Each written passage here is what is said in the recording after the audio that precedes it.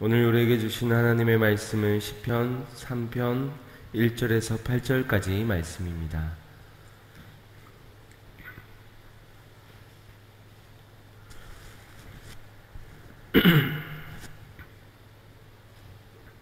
시편 3편 1절에서 8절까지 말씀입니다.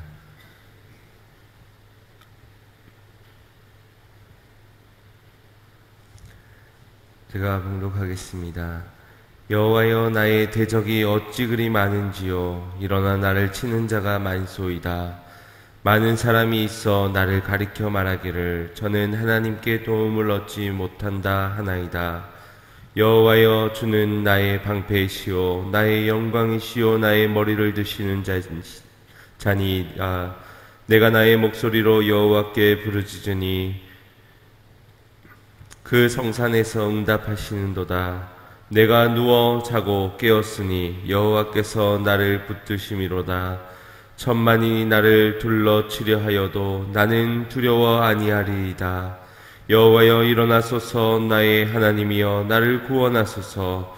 주께서 나의 모든 원수의 뺨을 치시며 악인의 일을 꺾으셨나이다. 구원은 여호와께 있사오니 주의 복을 주의 백성에게 내리소서. 아멘. 할렐루야. 오늘도 하나님의 크신 은혜가 있기를 간절히 소망합니다.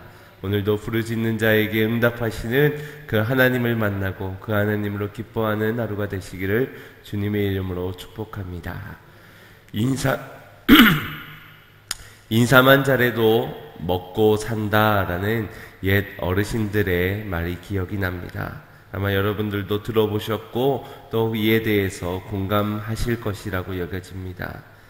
더욱이나 우리 그리스도인이라면은 인사도 사역이다라는 생각을 가지고 우리가 행하며 인사하며 안부를 물으며 사역해야 할 것입니다. 왜냐하면 사랑의 시작이 관계에서부터, 관계가 맺어졌을 때 비로소 그 사랑이 전해질 수 있고, 그 관계의 시작이 바로 이 작은 인사에서부터, 서로의 안부를 묻는 것에서부터 그 관계가 시작되기 때문입니다. 지난 주일 예배를 마치고 뒤쪽의 로비에서 이제 성도님들과 인사를 나누면서 아쉬운 마음이 제게 있었습니다. 어떻게 하면 더 반갑게 인사를 나눌 수 있을까? 어떻게 하면은 짧은 시간 가운데서 인사를 나눌 때 좀 더 친근하게 다가갈 수 있을까? 고개를 더 숙이면은 될까? 아니면은 손을 흔들면서, 소망이처럼 손을 흔들면서 그렇게 인사하면은 이 마음이 전해질까? 여러 가지 생각들이 들었습니다. 그래서 손을 잡는 것도 이제는 인사 문화가 많이 바뀌어지게 되었지요. 그래서 한 손 주먹 내미는 것도 두 손으로 내밀면 좀 될까? 이런저런 생각이 들었습니다.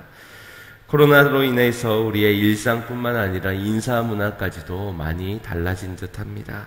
특히나 마스크까지 가리고 있으니 인사를 하고 교제를 하는데 상당한 어려움과 제약들이 따릅니다. 물론 코로나가 아니어도 인사를 못할 때가 많지요. 주제가 끝나기도 전에 손살같이 바쁜 일이 있으신지 이렇게 먼저 가시다 보면 1년 내내 예배는 드려도 인사 한번 제대로 하지 못하는 그런 분들도 계십니다.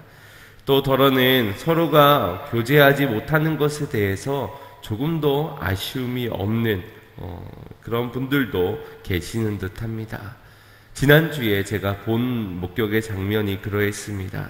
1부 예배를 마치고 가시는 분과 2부 예배를 드리기 위해 오시는 분들이 이제 딱 마주쳤는데 서로를 쳐다봤는지 모르겠어요. 근데 하이패스처럼 쌩 하고 지나가는 거예요. 물론 그 두 사람이 한 분은 청년이고 한 분은 장년이어서 어색하기도 하고 쑥스럽기도 하고 부끄럽기도 하고 그런 것들 때문에 그런 것이라 이해도 할 수 있지만, 그래도 우리가 그리스도 안에서 한 몸을 이룬 교회 공동체인데 우리가 안녕하세요라는 말 한마디 건네지 못하는 모습이 조금 아쉽고도 섭섭한 그러한 모습이었습니다.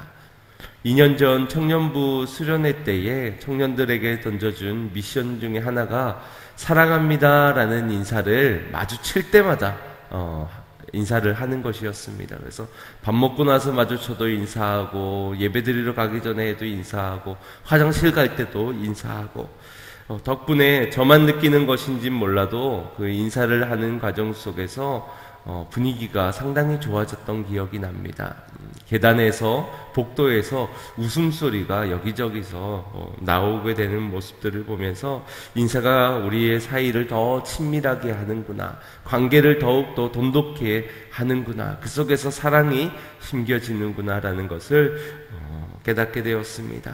저희 아파트 엘리베이터에서도 거의 인사하는 그런 분위기입니다. 근데 아주 삭막한 그런 아파트 엘리베이터도 있지요. 절대 인사하면 안 되는 불문율이 있는 그런 아파트도 안목중에 있는 것 같습니다. 다행히 저희 아파트 엘리베이터는 인사를 잘 하곤 합니다. 그러면 인사를 할 때는 그 안에 공기 분위기가 달라지는 것을 느끼게 되지요. 안녕하세요부터 시작하면은 너 몇 살이니? 애들 나이도 묻기도 하고 어디 가니? 뭐 여러 가지 것들을 묻기도 하면서 안부를 나누곤 합니다. 실제로 저희 옆집과는 인사를 이렇게 나누기 시작하면서부터 어느덧 카트를 나누어 쓰기도 하고요. 또 얼마 전에는 저희 집에 방문을 해서 저희 사모와 교제를 한 속에서 아이의 건강 때문에 힘들다라는 가정의 형편적인 이야기들도 하고 서로에게 도움을 주겠노라고 이렇게 인사를 나누었던, 관계의 발전이 이루어지게 되었던 것도 작은 인사에서부터 시작된 것이었습니다. 하근수 목사님의 인사만 잘해도 먹고는 산다라는 책은 우리 그리스도인들의 관심과 사랑이 인사에서부터 시작되어야 하며 인사만 잘해도 효과적인 전도가 이루어진다라고 말해주고 있습니다. 인사하며 관계가 형성되어져야 거기에 사랑도 복음도 전해질 수 있기 때문이라는 겁니다. 이 책에서는 우리가 서로를 향해서 인사를 하지 않는 이유에 대해서 자신의 나이나 신분, 학력, 직업, 성별 등과 같은 외적인 위치와 갖추게 된 조건들로 인하여서 인사를 하지 못하기도 하고, 또 먼저 고개를 숙이는 자존심의 문제 때문에 인사를 하지 못한다라고 합니다. 또 인사를 안 받아주면 어떻게 하나라는 상처받을 걱정들 때문에 인사를 하지 않는다고 합니다. 혹시 여러분들은 어떻습니까? 이런저런 이유들로 우리가 인사의 사역을, 돌봄의 사역을 감당하지 못하고 계시지는 않습니까? 당연히 젊은 사람이 인사를 해야지, 동방예의지국에. 내가 먼저 왔는데 나중 온 사람이 나에게 인사를 해야지. 잘못한 사람이, 나에게 사과해야 되는 사람이 먼저 머리를 숙여야지. 저 사람이 언제 먼저 인사를 하나 두 눈으로 지켜보고만 있는 그런 상황이지는 않으십니까? 이 책에서는 단순히 인사하는 것이 좋습니다. 인사를 하면은 여러분들에서 좋은 떡이 생길 겁니다. 그런 말을 하는 것을 넘어 성경 속 가르침에서도 이 인사의 사역이 굉장히 귀하다라고 강조하고 있음을 전해주고 있습니다. 예수님께서도 유대 전통에선 결코 상종하지 않아야 될 이방인들과 사마리아인들을 직접 찾아가시어, 먼저 다가가시어 그들에게 인사를 나누고 또 안부를 물으신 바 있습니다. 그와는 반대로 돌아온 탕자 비유에서 첫째 아들의 모습은 어떠하였습니까? 떠나갔던 동생이 돌아왔지만 그의 안부는 전혀 궁금치 않았습니다. 오히려 이 동생에게 베푸는 아버지의 잔치, 그 송아지 한 마리를 잡은 것으로 인하여서 마음이 틀어지고 아버지에게 따져 묻기까지 하였습니다. 그 동생의 안부를 전혀 궁금해하지 않는 강팍한 마음의 첫째 아들, 그를 바라보는 아버지의 마음은 어떠했을까요? 가족끼리, 형제끼리 이런 모습을 보이니 아버지의 마음이 억장이 무너졌을 것입니다. 교회 안에서도 이러한 모습이 여러는 있습니다. 누군가를 칭찬하기가 참으로 어렵습니다. 왜냐하면 왜 그 사람만 칭찬합니까? 나도 했는데, 나도 예전에 했을 때는 아무 말도 없다가 왜 저 사람만 칭찬을 합니까? 나도 내 상황이 있고 내 형편이 있어서 하고 싶어도 못하는 것이지 그렇다고 왜 저 사람만 지켜 세워줍니까? 잘하는 사람만 칭찬을 나눈 것에 대해서 한 형제 한 자매임에도 불구하고 시기와 질투가 있다라는 겁니다. 먼저 인사를 하면 지는 것일까요? 저 사람이 칭찬받으면은 저 사람은 이기고 내가 지는 것일까요? 세상에서는 그럴 수 있습니다. 세상에서는 누군가 칭찬을 받으면 누군가는 책망을 받을 수 있는 일이고, 누군가가 1등을 한다면은 또 누군가는 뒤로 밀려서 꼴찌도 해야 되는 그런 사회적 구조 속에 있기 때문에 세상은 그럴 수 있습니다. 그러나 하나님의 나라는 다릅니다. 하나님의 나라에서는 모두가 승리자인 줄 믿습니다. 모두가 윈윈하는 곳에, 그곳에 시기와 질투가 어찌 있을 수 있겠습니까? 너도 성공자요, 나도 성공자요, 우리 모두가 승리자인데 무엇을 탐할 수 있겠습니까? 거기엔 욕심도 시기와 질투도 없다는 것이지요. 우리 교회가 그러한 곳이 되어야 될 줄 믿습니다. 하나님의 나라가 임하는 곳이 이 공동체가 되어야 될 줄 믿습니다. 누군가를 칭찬해 준다면 그것으로 함께 기뻐할 수 있어야지 배아파해서는 안 된다는 겁니다. 뿐만 아니라 여러분의 삶의 영역 가운데서도 하나님의 나라가 이루어져야 된다는 것이지요. 가정에서도, 그리고 여러분의 직장과 사회에서, 여러 이웃과의 관계 속에서도 여러분들은 하나님의 나라를 만들어가야 하는 그리스도인입니다. 그러니 저가 성공자가 된 것이 마치 내가 패배자가 된 것처럼, 내가 성공자가 되어 저 사람 위에 군림하는 그런 나라를 만들어가려 해서는 안 된다라는 것입니다. 룻기 1장 말씀을 보면 나오미가 이방 모압 땅에서 남편을 잃고 두 아들을 잃고선 고향 베들레헴으로 다시 돌아가게 됩니다. 그녀의 발걸음이 얼마나 무거웠겠습니까? 어찌 보면 고향을 버리고 떠나갔던 지난 10년이었을 겁니다. 지금의 모습은 남편과 아들을 잃은 비운의 여인으로서 빈털터리 실패자의 모습으로 이제 고향으로 다시 돌아가고 있는 모습인 겁니다. 그녀 때문에 우리 이 베들레헴이 부정함을 입는 건 아닐까? 저 저주받은 여인 때문에 우리까지 저주받는 건 아닐까? 아유, 저 사람이 우리 집에 오면 이 땅값이 떨어지지는 않을까? 이런 마음에서 만약 사람들이 그녀를 환대하기는커녕 내쫓는 충분한 그러한 이유가 있을 만큼 그녀의 모습은 너무나도 처량했습니다. 하지만 나오미가 룻과 함께 이 베들레헴에 들어오는 순간 모든 사람이 나오미에게 나와 이렇게 말하였습니다. 너가 나오미냐? 그것 말고는 더 사람들과의 관계에서 어떠한 대화가 있었는지는 기록하고 있지 않습니다. 그러나 지난 10여 년의 시간이 지났음에도 불구하고 아직 그녀를 기억하고 있다는 것, 내가 나오미냐라는 그 이름을 불러주는 그들의 안부의 인사 가운데서 분명 이것은 내어 쫓김을 받는, 그녀를 싫어하는, 오지 않았으면 좋겠다는 거절의 의미보다는 그래도 그녀를 맞이하고 있는, 그녀를 기억하고 있는 사람들의 모습이 비춰지고 있다는 겁니다. 만약 따가운 눈초리로 나오미를 천대했더라면은 그곳에 더 이상 버티지 못하고 또 다른 곳으로 떠나야만 했을 것입니다. 그리고 떠나갔을 것입니다. 그랬다면 룻과 보아스의 만남도 이어질 수가 없게 되었겠지요. 우리 교회가 이와 같은 곳이 되어서는 안 될 것입니다. 누군가를 천대하고 누군가를 거절하고 누군가 때문에 부정하게 될 것 같은 그러한 마음에서 배척해서는 안 된다는 것이지요. 누가 와도 안아줄 수 있는 교회, 누가 와도 치유받고 회복받고 위로를 얻을 수 있는 그러한 곳이 되어야 할 줄 믿습니다. 10년이 지나도 20년이 지나도 그때의 그 세 가족, 그때의 나와 함께 교제하였던 그 사람의 이름을 불러주며 너무나도 반갑게 맞이해 줄 수 있는, 탕자에 돌아왔을 때 아버지의 마음과 같이 뛰쳐나가 맞이해 줄 수 있는 자세가 우리 교회 안에 있어야 될 줄 믿습니다. 이처럼 여러분의 관심 하나가, 여러분의 머리 숙여 인사하는 그 하나가 죽어가는 심령을 살리기도 하는 귀한 사역임을 기억하시길 바랍니다.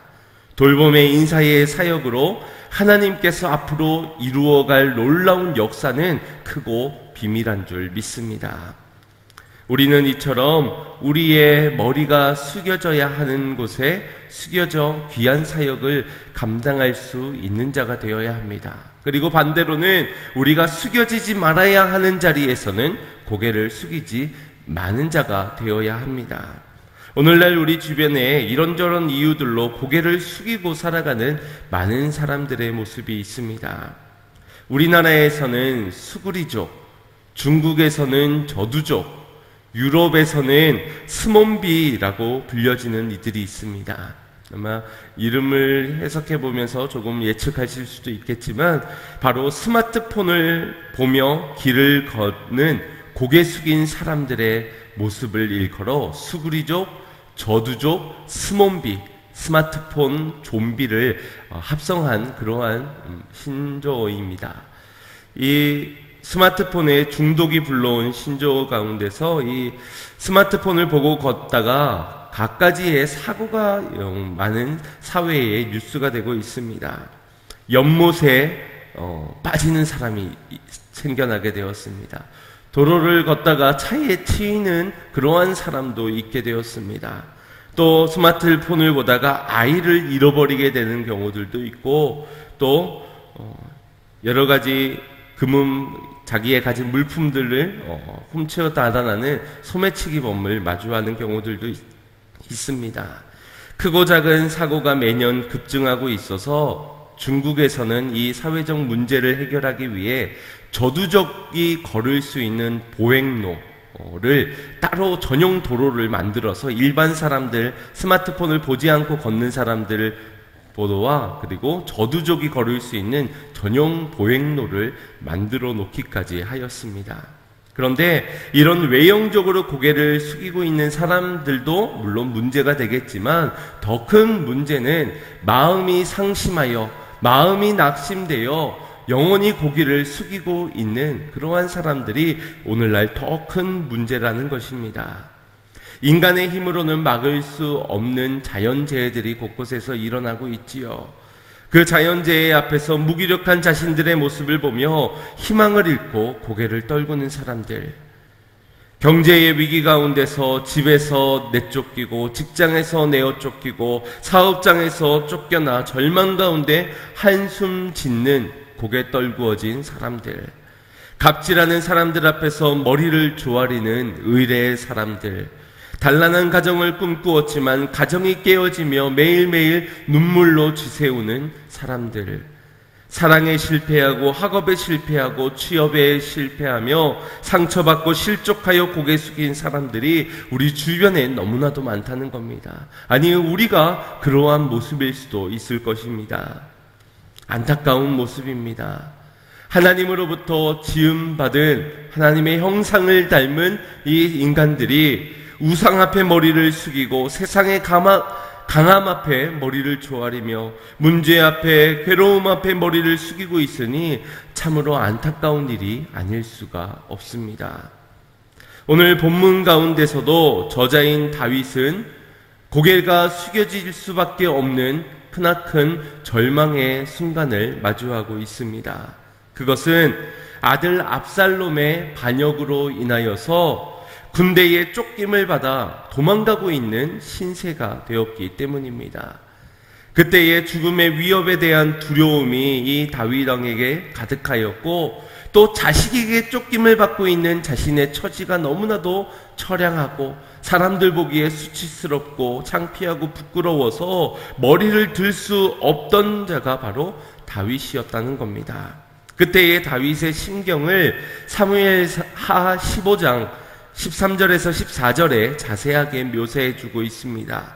우리 합독해 보겠습니다. 시작. 사자가 다윗에게 와서 고하되 이스라엘의 인심이 다 압살롬에게로 돌아갔나이다 한지라. 다윗이 예루살렘에 함께 있는 모든 신복에게 이르되 일어나 도망하자. 그렇지 아니하면 우리 한 사람도 압살롬에게서 피하지 못하리라. 빨리 가자. 두렵건대 저가 우리를 급히 따라와서 해하고 칼로 성을 칠까 하노라. 아멘. 다윗의 마음이 어떻습니까? 엄청 조급해 보이지요. 빨리 도망가자. 빨리 가자. 저가 우리를 해해서 우리가 죽음을 당할까 하노라. 두려운 마음에서 백성들에게 이 두렵고 떨린 마음을 그대로 표출시키고 있습니다. 아무리 문제가 있어도, 아무리 어려움의 상황에 있어도 리더자만큼은, 왕만큼은 사람들에게 응원의 메시지를 주고 할 수 있다는 말을 하며 좀 뭔가 희망적인 메시지를 전해줄 수 있어야 하는데, 지금 다윗의 모습에서는 이 모든 것들이 다 무너져 그냥 이방인들과 같은 염려와 두려움에 휩싸여 있는 그러한 모습입니다. 이 두려움에 휩싸인 다윗이 사무엘하 15장 30절 말씀에 보면 다윗이 갈람산 길로 올라갈 때에 머리를 가리우고 맨발로 울며 행하고 저와 함께 가는 백성들도 각각 그 머리를 가리우고 울며 올라가니라. 왕의 모습뿐만 아니라 백성들 모두가 머리를 가리우면서 숨기우고 맨발로써 울면서 산길을 향해 도망가고 있는 그러한 모습을 보이고 있는 겁니다. 여러분, 다윗이 원래는 어떠한 사람입니까? 사나운 짐승 앞에서도 두려움이 없던 자입니다. 거인 블레셋 장군 골리앗 앞에서도 만군의 여호와의 이름으로 선다라고 당당했던 이가 소년 다윗이었습니다. 또한 사울은 천천히요 다윗은 만만이로다라는 사람들이 다윗을 지켜 세워줄 때도 스스로 겸손하여 마음을 추스렸던 이가 다윗입니다. 기름 부어 세운 종을 자신이 해하지 아니하려고 하나님 앞에서 멈춰 섰던 이가 바로 다윗이었다는 것입니다. 또 우리야 장군의 아내 밧세바를 취하는 죄악을 범하고 난 이후에 나단 선지자가 다윗의 왕에게 와서 책망하며 이를 때에 그 앞에 머리를 숙여 죄를 범하였나이다. 내가 여호와께 죄를 범하였노라 라고 죄를 시인하였던 것이 다윗입니다. 그의 지난 날의 인생들을 돌아볼 때 당당하게 고개를 들어야 할 때는 고개를 들어 문제보다 더 크신 하나님을 바라볼 수 있는 자였고, 머리를 숙여 주님 앞에 회개하며 엎드려져야 할 때, 겸손해야 할 때는 고개를 숙일 수 있는 자가 다윗이었다는 겁니다. 그런 그가 지금 두려움에 고개를 떨구고 있습니다. 그 아들 압살롬이 골리앗보다 강해서일까요? 블레셋 군대보다 이 압살롬이 이끄는 이스라엘의 군대가 더 강했기 때문일까요? 그렇지 않습니다. 그들보다 더 위협스럽지 않았습니다. 그러나 이 절망, 모두가 느낄 만한 그런 절망적의 상황에서 다윗의 시선이 머리가 숙여짐으로 하나님을 바라보는 시선이 아니라 사람을 바라보는, 이 땅을 바라보는, 문제를 바라보는 시선으로 바뀌어지게 된 것이 문제였던 것입니다. 그의 시선이 어디에 맞춰져 있었습니까? 아까 읽은 사무엘 하에 15장 13절 말씀에 보시면은 이스라엘의 인심이 압살롬에게로 돌아가게 되었다라고 기록하고 있습니다. 다윗의 시선에는 이스라엘의 인심이 자신의 아들에게 쏟아지게 된 것을 바라보게 된 것입니다. 소년이었을 때, 아무것도 가진 게 없을 때, 아무것도 내세울 것이 없었던 그때에는 오직 하나님만 의지하고 하나님을 바라보았지만, 왕이 되고 나서 많은 인기와 부와 명예를 누리게 되었을 때 그의 시선은 자신의 가진 것으로 인하여서 안심하는, 그렇게 시선이 바뀌어지게 되었습니다. 문제는 그 가진 것들은 영원하지 않다는 것이지요. 세상에 있는 것들은 있다가도 없는 것이요, 가지고 있다가도 잃고 빼앗겨버리는 것들, 영원하지 않은 것들입니다. 그런 것들에 마음을 두고 있었으니 그의 마음에 이것을 잃어버릴까, 이것을 잃어버린 것으로 인하여서 두려움이 찾아오게 된 겁니다. 결국 하나님의 마음에 합한 자였던 다윗도 하나님을 바라보지 못하니 이방인들처럼 두려움과 염려에 고개가 떨구어지게 된 것입니다. 오늘 본문 1절 2절 말씀에도 그러한 모습을 발견하게 됩니다. 1절 2절 말씀 보겠습니다. 여호와여, 나의 대적이 어찌 그리 많은지요. 일어나 나를 치는 자가 많소이다. 많은 사람이 있어 나를 가리켜 말하기를 저는 하나님께 도움을 얻지 못한다 하나이다. 다윗의 시선에서 무엇이 보이고 있습니까?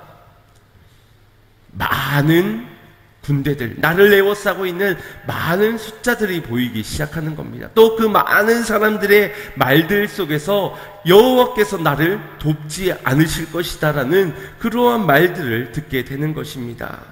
자신을 흔들리게 하는 많은지라, 많소이다, 많다를 고백하고 있습니다. 환경을 보고 현실을 보고 문제를 보며 많음으로 인하여서 낙심된 다윗의 마음을 보게 된다는 것입니다. 여러분들의 삶의 모습에서는 어떻습니까? 우리의 고개가 절로 숙여지는 그러한 문제들이 없으신지요? 건강의 문제, 관계의 문제, 가정의 문제, 경제의 문제, 우리의 미래의 불확실한 문제, 사람들의 많고 적음의 문제, 그들의 말들에 들려오는 부정적인 그런 말들로 인하여서 우리의 고개가 어떻게 되고 있는지요? 돈이 있을 때는 당당하게 들었다가 돈이 없어 혹시 낙심되고 있지는 않습니까? 잘 나갈 때는 어깨에 힘이 들어갔지만 못 나갈 때는 축 늘어진 그러한 모습은 아니십니까? 오늘 우리가 당당하게 고개를 들 수 있는 이유가 이 땅의 것, 내 주변에 가진 것으로 인하여서가 아니고 오직 하나님으로 인하여서 고개를 드는 자가 되어야 될 줄 믿습니다. 베트남 축구 국가대표 감독직을 맡고 있는 박항서 감독, 아마 뉴스와 여러 가지 보도들을 통하여서 이 박항서 감독의 전술과 훈련, 리더십에 대해서 많이들 들어보셨을 겁니다.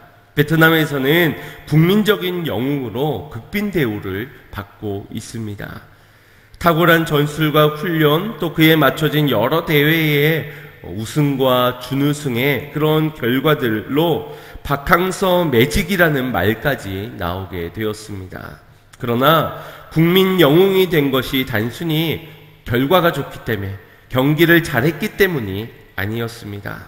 그의 탁월한 리더십이 선수뿐만 아니라 온 국민의 마음을 감동케 했기 때문입니다. 이 박항서 감독의 리더십을 대표하는 한마디가 있습니다. 그것은 AFC 챔피언십 결승전에서 눈이 내리던 날 아쉽게도 연장전 접전 끝에 1대0으로 지고 맙니다.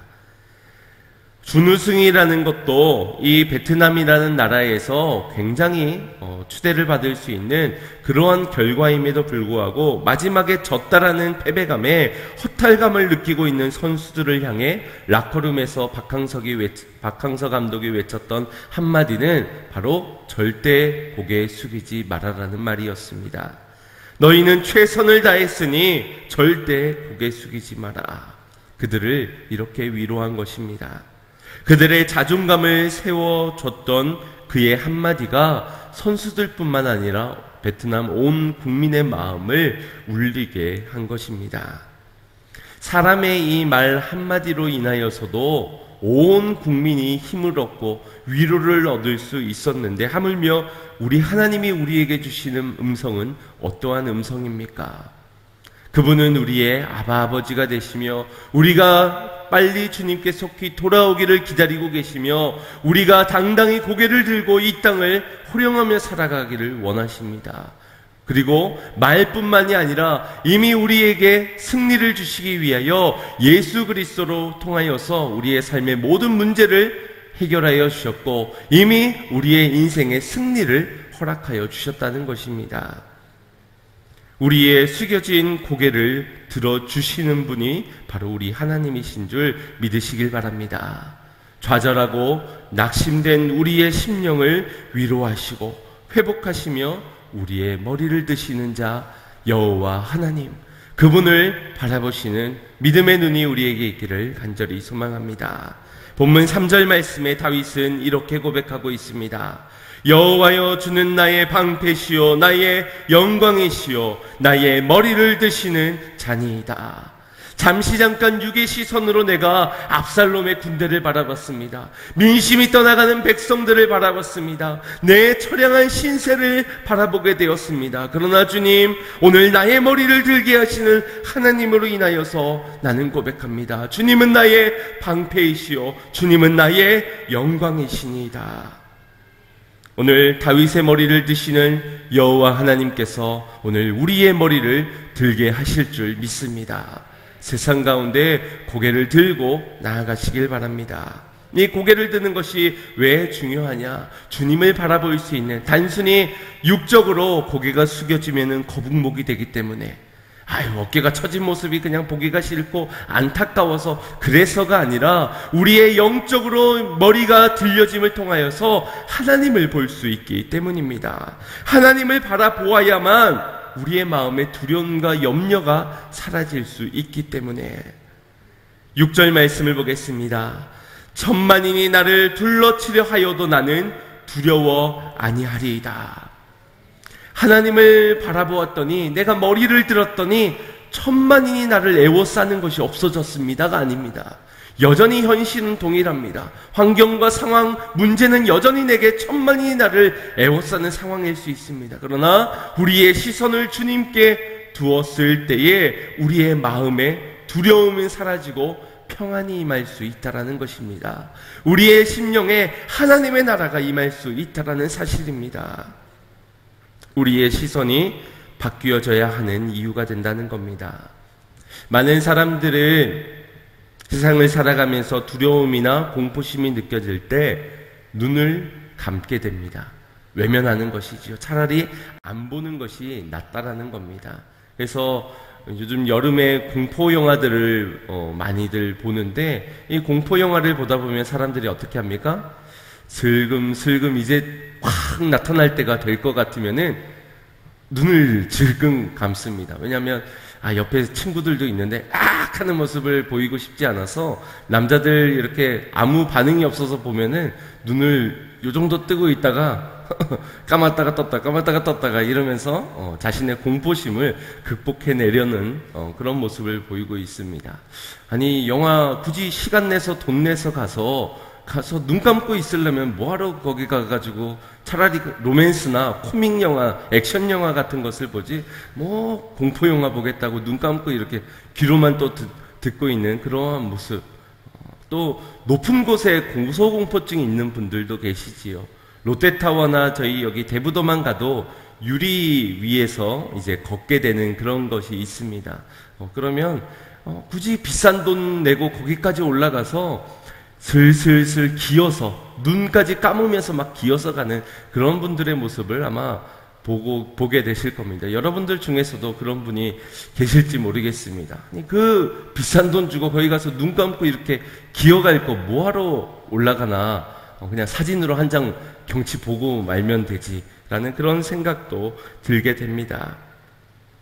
그러나 우리가 정말 인생을 허비하지 않기 위해서는 눈을 감거나 현실을 직시하는 것이 아니라 믿음의 눈을 들어 하나님을 바라보는 시선이 우리에게 있을 때에 우리의 인생이 허비되지 않고 낭비되지 않는 줄 믿습니다.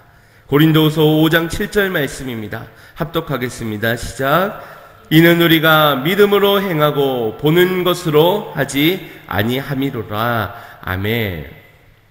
우리가 바라보는 것은 이 땅에 보이는 것들이 아니요, 우리는 하나님을 바라보는 믿음의 눈을 들어 바라보는 삶이라는 것입니다. 우리의 시선이 정욕적인 것에서 믿음으로 주를 바라보는 그런 삶이 되어야 한다는 것입니다. 다윗은 비록 자신의 고개가 숙여질 정도로 처량하여 많고 많음에 두려워 도망을 가고 있던 그러한 처지였지만, 그 도망가는 처지 속에서도 하나님께 기도하고 주의 이름을 부르짖는 가운데 하나님을 바라보았을 때 자신의 고개를 드는, 머리를 들게 하시는 하나님을 바라보게 되었습니다. 그런 다윗의 인생에서는 시편 24편, 그는 하나님의 언약궤가 예루살렘으로 돌아오는 것을 보며 기뻐 찬송하기를 이렇게 고백하고 있습니다. 우리 24편 7절 8절 말씀 선포하며 합독하겠습니다. 시작.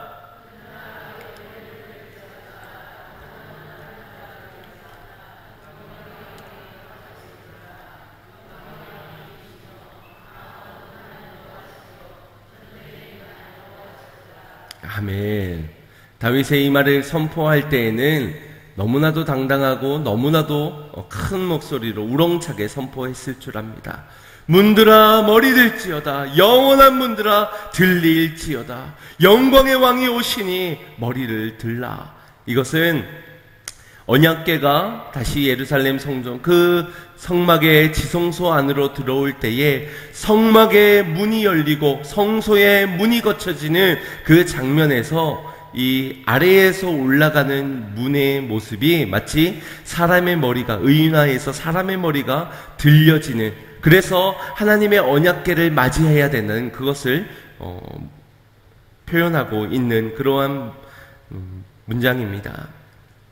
하나님이 들어오시니, 하나님이 임하시니, 하나님의 임재 가운데서 우리의 마음 문이 열려야 될 줄 믿습니다. 우리의 할례 받은 귀가 주의 음성을 들어야 될 줄 믿습니다. 우리의 인생에 찾아와 우리의 고와 같은 우리의 인생을 두루 돌보아 주시며 자녀 삼아 주시며 우리가 당당하게 고개 들고 살 수 있도록 우리에게 찾아오신 그분을 맞을 때에 우리의 머리가 들려 주님을 맞이해야 될 줄 믿습니다.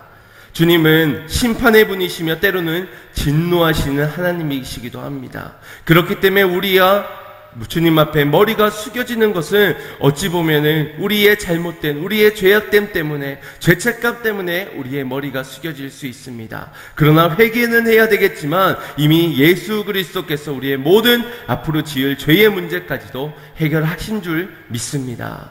이 보혈의 피를 의지하는 자는 오늘 주님 앞에 고개를 들어 하나님의 임재를 바라보는 자가 되어야 될 줄 믿습니다. 받은 은혜가 있기에 그분의 말씀 앞에, 임재 앞에 머리 들고 주님을 맞이하는 자, 기쁨으로 맞는 자가 되어야 할 줄 믿습니다. 고개 숙이지 마시길 바랍니다. 당신의 모든 삶이 하나님을 예배하시길 바랍니다. 세상의 머리를 조아리지 마시고 오직 하나님의 공의 앞에는 머리를 숙이되 그분의 임재를 기대하며 믿음의 눈을 들어 주름을 바라보는 우리 교회가 되기를 간절히 소망합니다. 오직 우리의 입술의 고백에서 경배와 찬양을 올려드리며 문들아 머리 들어라, 영원한 문들아 들릴지어다. 오늘 주님을 맞이할 수 있는 순결한 신부가 되어야 될 줄 믿습니다. 여전히 상황과 환경, 문제는 달라진 것이 없습니다. 여전히 사람들은 많고 문제도 많고 환난 날은 더 길어질 수 있습니다. 그러나 그때에 우리 다윗과 같은 믿음으로 선포해야 될 줄 믿습니다. 7절 말씀, 오늘 본문 7절 말씀 선포하겠습니다. 시작. 여호와여 일어나소서, 나의 하나님이여 나를 구원하소서. 주께서 나의 모든 원수의 뺨을 치시며 악인의 일을 꺾으셨나이다. 아멘.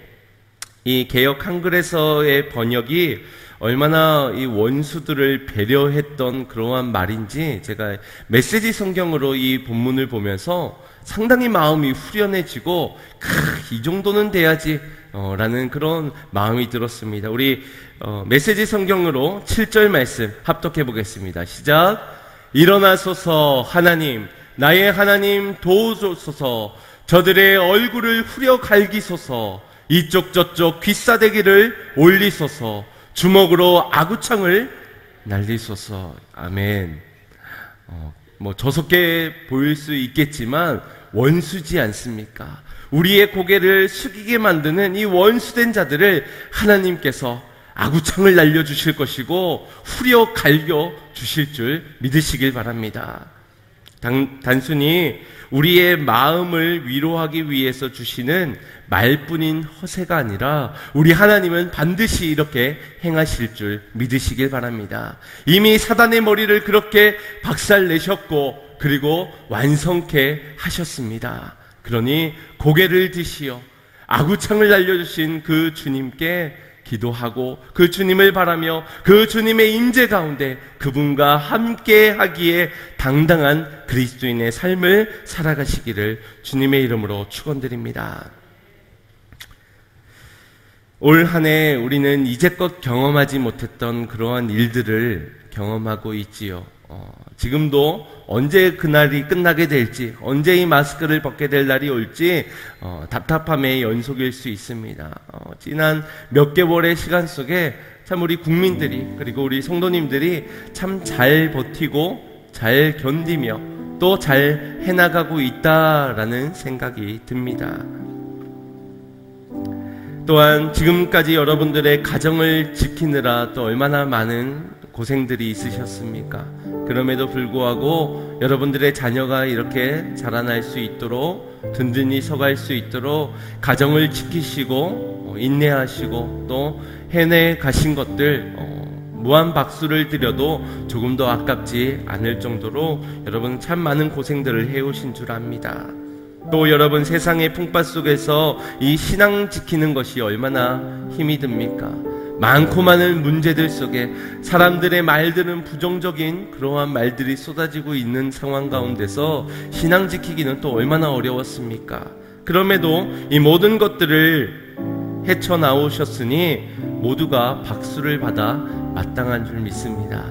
그러나 진정한 박수를 받으셔야 하는 분은 우리가 때때로 머리가 숙여져 하나님을 바라보지 못하고 낙심되고 염려하고 두려워하고 있던 그때에도 우리를 향하여서 긍휼의 자비의 손길로 내미시어 우리의 머리를 들어주시고 하나님의 말씀 가운데 우리를 세워주신 그 주님, 은혜로 여기까지 인도하신 그 주님이 정말 모든 영광의 박수를 받아야 될 줄 믿습니다.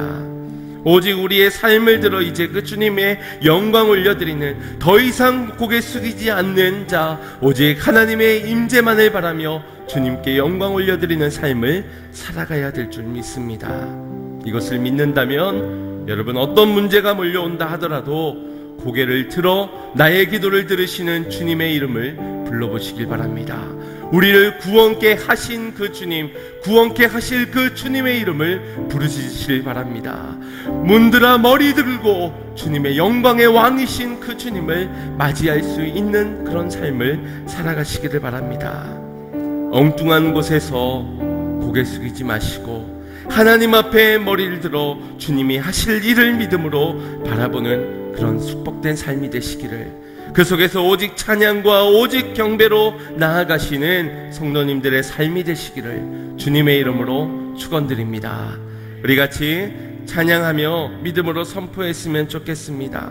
주님이 하셨습니다. 주님이 나의 머리를 드셨습니다. 주님이 나의 구원주가 되십니다. 주님께서 우리의 원수들을 후려 갈겨주실 줄 믿습니다. 반드시 승리하실, 역정케 하실 그 주님을 바라보며 주님의 임재 가운데 당당히 살아가는 그리스도인의 삶이 되게 하여 주시옵소서. 우리 찬양을 통하여 선포하고 말씀을 붙잡고 기도하겠습니다.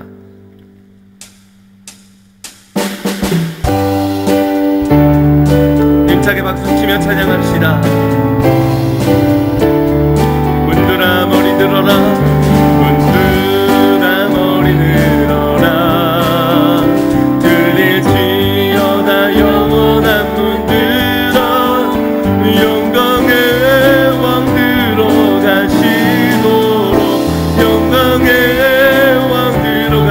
다시 한 번 더 문들아, 문들아 머리 들어라, 들릴지어다 영원한 문들아, 영광의 왕 들어가시도록, 영광의 왕 들어가신다.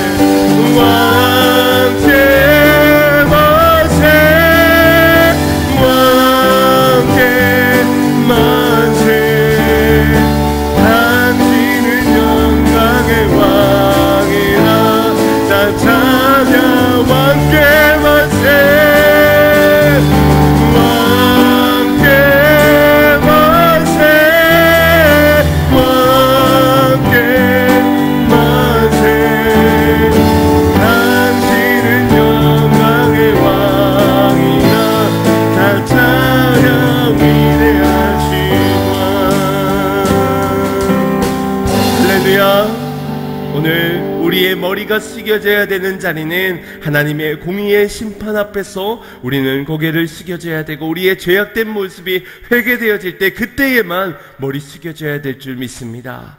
그러나 세상의 모든 문제, 두려움과 염려의 문제 앞에서는 오늘 모든 것을 승리하신 그 주님을 믿으며 당당히 고개 들어야 될 줄 믿습니다. 고개를 들어 그 문제, 그 상황, 우리의 가정, 나의 인생 가운데 임하시는 영광의 왕, 그 하나님의 임재를 믿음으로 바라보며 그분을 맞이해야 될 줄 믿습니다. 주여, 그러한 삶을 살아가게 하여 주시옵소서. 머리 들어 주님을 맞이하며 믿음의 눈을 들어 주를 바라볼 수 있는 그러한 삶을 살아가게 하여 주시옵소서. 우리 주여 한번 무릎 꿇고 합심하여 기도합시다.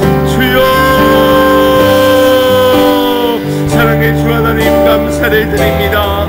아버지며 우리의 처량함, 우리의 낙심됨, 우리 안에 무너진 모양들이 어떠한 것이 있는지요. 주여, 잘해보려 하였지만 잘해지지 않는 나의 인생 가운데서 수많은 문제가 나의 삶을 얽매이고 수많은 두려움과 염려가 나에게 엄습할 때에 그때마다 낙심하고 그때마다 몸이 숙여 울부짖는 우리가 주여 눈을 들어 주를 바라봐야 될 줄 믿습니다. 문제보다 크신 강하신 주님을 바라보는 자 되어야 될 줄 믿습니다.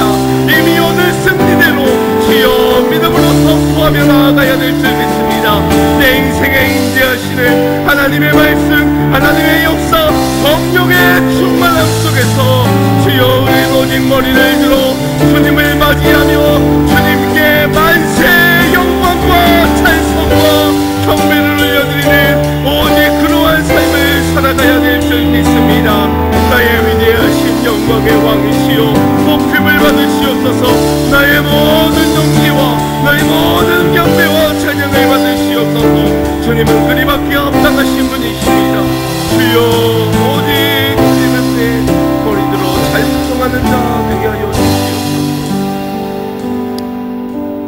사랑의 주 하나님, 오늘 죄의 문제 앞에서는 너무나도 당당했던 우리는 고개 숙이지 못하였습니다. 그러나 세상의 많은 두려움과 염려의 제목 가운데서는 무수히도 머리를 숙여 하나님도 찾을 수 없는, 하나님도 예배할 수 없는 그러한 상태까지 낙심된 모양으로 주저앉아 있을 때도 우리 안에 있었습니다. 지금까지 당해보지 못한 많은 문제들 가운데서 오늘날 많은 심령들이 또한 그렇게 고개를 숙이며 살아가고 있습니다. 주여, 예수 그리스도께서 오시어서 이미 모든 문제를 완성하여 주시고 해결하여 주신 주님, 그 주님이 오늘 우리의 부르짖는 기도를 들어주시는 줄 믿습니다. 이미 승리하신 대로 우리에게 승리를 안겨주실 줄 믿습니다. 아버지 하나님이여, 믿음의 눈을 들어 주님을 바라보는 자 되게 하시고 약속을 굳건히 붙잡는 자 되게 하여 주시고 주님의 임재를 머리들어 주님을 맞이할 수 있는 아버지는 그런 그리스도의 삶을 살아가게 하여 주시옵소서. 감사를 드리며 예수님의 이름으로 기도드리옵나이다. 아멘.